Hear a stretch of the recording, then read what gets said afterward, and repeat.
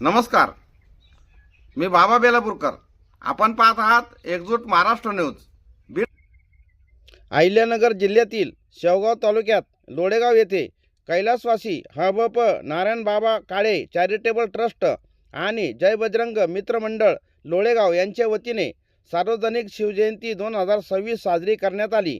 यावेळी लोळेगावचे माजी सरपंच भानुदास काळे तसेच तंटामुक्ती अध्यक्ष गोरख नवघरे, पाणी वापर संस्थेचे चेअरमन गोकुळ पठाडे, सामाजिक कार्यकर्ते नाना लेंडाळ यांच्या हस्ते छत्रपती शिवाजी महाराज यांची आरती करण्यात आली. तसेच छत्रपती शिवाजी महाराज यांच्या प्रतिमेस पुष्पहार अर्पण करून विद्युत रोषणाई करण्यात आली.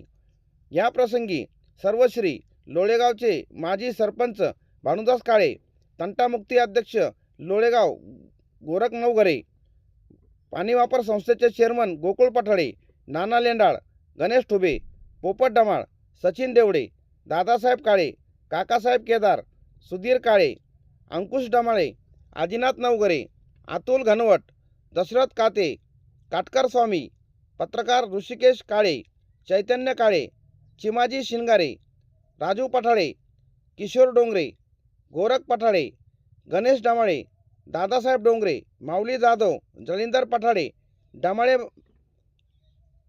डमाळे बाबा, ज्येष्ठ पत्रकार बाबा बेलापूरकर आदी ग्रामस्थ बहुसंख्येने उपस्थित होते. यावेळी